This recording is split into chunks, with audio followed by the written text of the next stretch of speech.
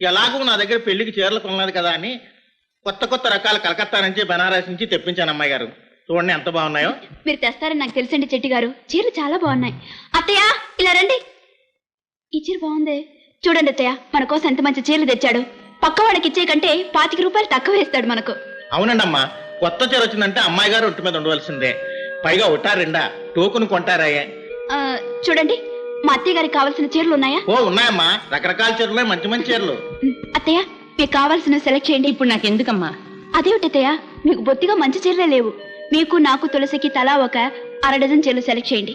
అవతల నా కొంట పని ఉంది. అబ్బా సెలెక్షన్ అని నన్ను ఎత్తిన వేస్తాలా? సరే బాధపడకండి అమ్మా, నేను ఉన్నానుగా. మీకు కావాల్సిన ఏర్పండి. సరే మా వారికి పంచులున్నాయా?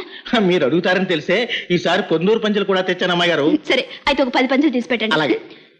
ఈ రంగు కోసం ఎన్నాళ్ళ నుంచో ఎదురు చూస్తున్నాను. చాలా బాగుంది. ఒకసారి కట్టి చూస్తాను. అలాగే కట్టుకోండి. ఏమిటా ఇవన్నీ? పక్కమ్మ గారు తలారుడు చీరలు తీయమన్నారండి. అలాగే మీకు 10 పొందూరు పంచులు కూడా తీయమన్నారండి. అలాగా పద్మా,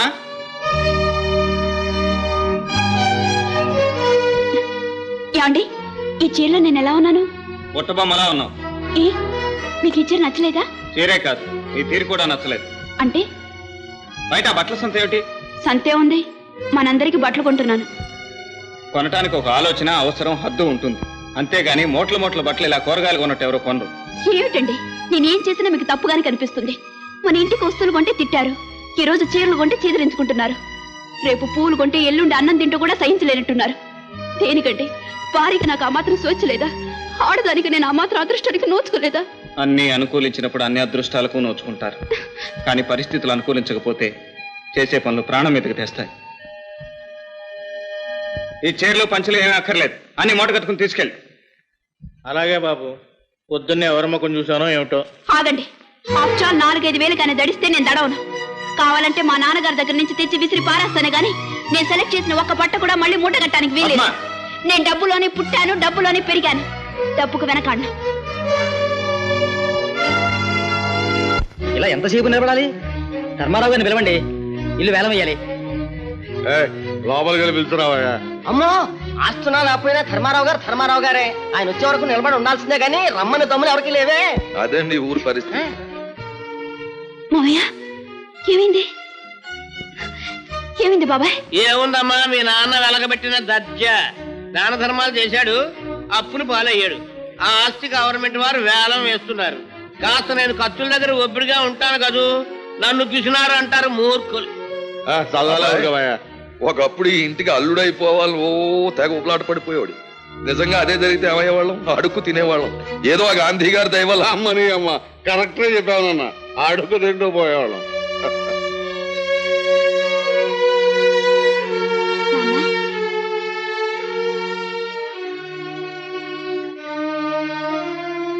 నాన్న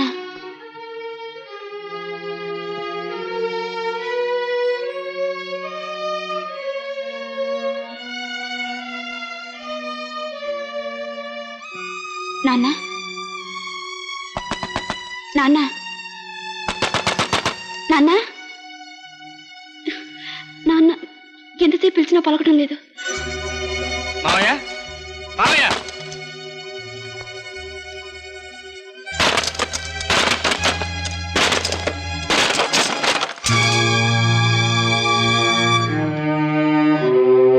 నాన్న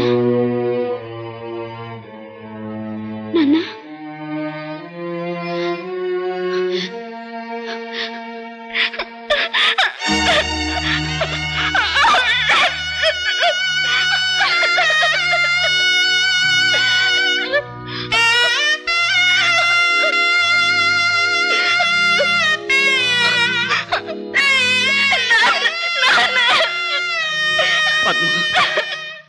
ఇంత క్రితం మన విదేశాల నుంచి దిగుమతి చేసుకునే పార్ట్స్ ఇప్పుడు మన ఫ్యాక్టరీలో తయారు చేస్తున్నాం.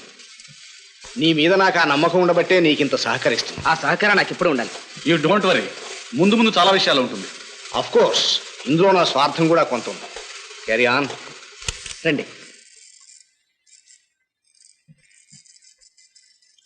ఇవి ఈ వారం వచ్చిన ఆర్డర్స్.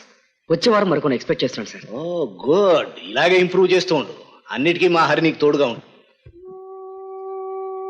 పద్మ, మరుపన్నది లేకపోతే మనసుకు శాంతి అంటూ ఉండదు. మీ నాన్నని మర్చిపోవటానికి ప్రయత్నించు. నాన్నను మర్చిపోగలిగిన ఆ ఆస్తిని ఐశ్వర్యాన్ని చూసుకుని నేను చేసిన పనులు నరేగతాళి చేస్తున్నాయండి. పద్మ, అవునండి, డబ్బు గలదాని నాహంతో దేవుళ్ళంటే మిమ్మల్ని ఎదిరించి అవమానించాను. అడుగడుగున మిమ్మల్ని కష్టపెట్టాను. అది అహం కాదు, నన్ను అవమానించడమో కాదు. పద్మ, హంస కాకిలా బ్రతకటం ఎంత కష్టం. లేమంటే ఏమిటో తెలియకుండా పెరిగిన నువ్వు ఒక మధ్యతరగతి కుటుంబంలో సంసారం చేయటం అంతే కష్టం అని నాకు తెలుసు. మీ మంచి మనసు తెలుసుకోలేక మిమ్మల్ని అపార్థం చేసుకున్నాను. నన్ను క్షమించండి.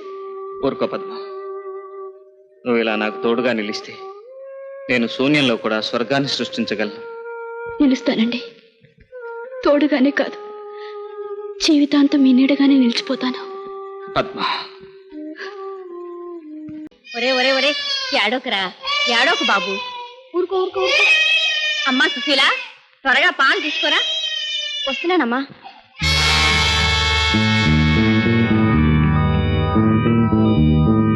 రేఖ ఎక్కడ? మీరెవరు? రేఖ తండ్రి హరిశ్చంద్రరావు గారు. ఓహో, అలాగా. రేఖ ఇక్కడ లేదు. రేఖ ఇక్కడికి రావడం కళ్ళారా చూసి ఆయన తీసుకొచ్చాను. మీరు రావడం చూసుంటారు, కానీ వెళ్ళడం చూసుంటారు. అనవసరంగా దాచడానికి ప్రయత్నించు. దాచటాలు దోచటాలు మాకు అలవాట్లేదు, అవసరం లేదు. మీరు మోసం చేసి నా బిడ్డను జైల్లో పెడితే విడిపించడానికి రవిని తీసుకువెళ్ళింది.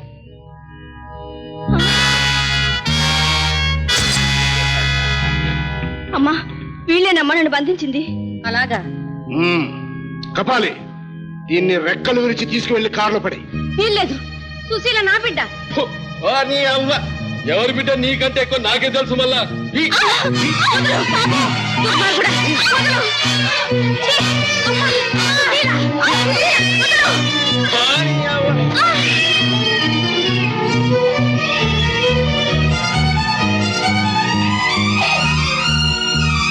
మా అమ్మాయి వచ్చేదాకా ఇక్కడే ఉండి వెంట తీసు. పోనీ.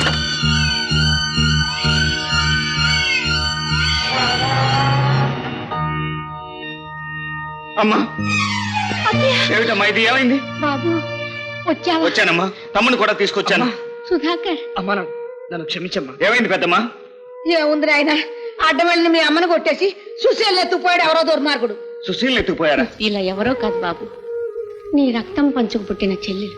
ఏమిటమ్మా, సుశీల నా చెల్లెలా? అవును బాబు, ఆ రోజు సుశీలను చూడగానే గుర్తుపట్టాను. నేను మీ నాన్నగారికి ఇచ్చిన మాట ప్రకారం మీ గతాన్ని దాచిపెట్టాను. కానీ ఇప్పుడు చెప్పక తప్పదు బాబు. చెప్పమ్మా, ఏమిటి నా గతం? ఈ తల్లిగారు రావు బహదూర్ రాజా వెంకటాద్రి జమీందారు గారి ఒక్కగానొక్క గారాల కూతురు బాబు. ఆమె సామాన్యుడైన మీ నాన్నగారిని ప్రేమించి పెళ్లాడినందుకు మీ తాతగారింటి నుంచి వెళ్ళగొట్టారట. కానీ ఆయన చనిపోయే చివరి క్షణాల్లో మీ అమ్మగారిని చూడాలని కబురు పెట్టారట.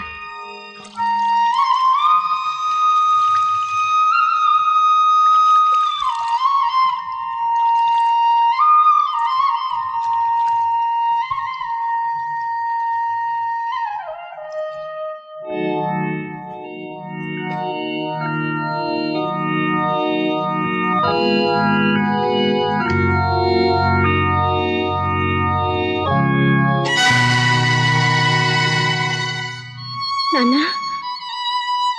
నాన్న,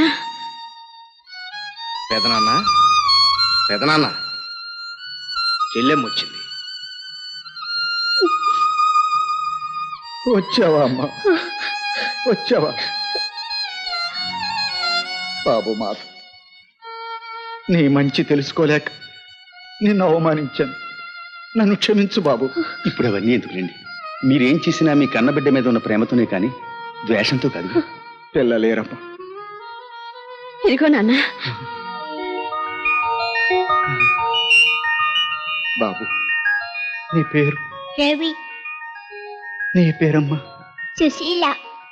అమ్మా, చిన్నప్పుడు నువ్వు అచ్చంగా ఇలాగే ఉండేదానివమ్మా, ఇలాగే ఉండేదాని.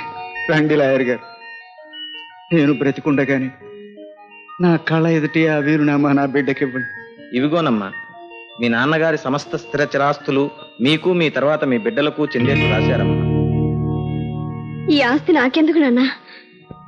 నీకు కాకపోతే ఇంకెవరికమ్మా? నా మనవడు మనవరాలు నూరేళ్ళు ఏ కష్టం లేకుండా బ్రతకాలి, అదే నా కోరిక. నాన్న అమ్మా నాన్న రాజు, నాన్న నాన్న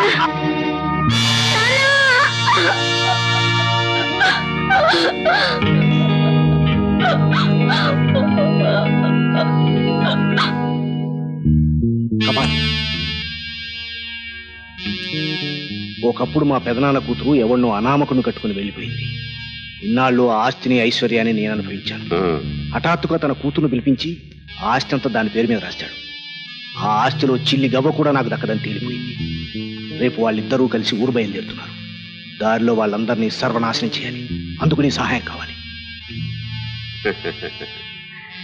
గదంత పని గట్టగా చేస్తాం మళ్ళా. వస్తా ఉండయా? పెదనాన్నగారు పోయి వారం తిరగకముందే మీరు ఇలా బయలుదేరటం. హఠాత్తుగా బయలుదేరి రావడం వల్ల అక్కడ పనులన్నీ ఆగిపోయాయి. ఒక్కసారి వెళ్ళి రావాలి. 10 రోజుల్లో వచ్చేస్తా ఉండయా? వస్తాను బావా. నేను వస్తాను, మిమ్మల్ని స్టేషన్ దాకా సాగనంపుతాను. పదండి.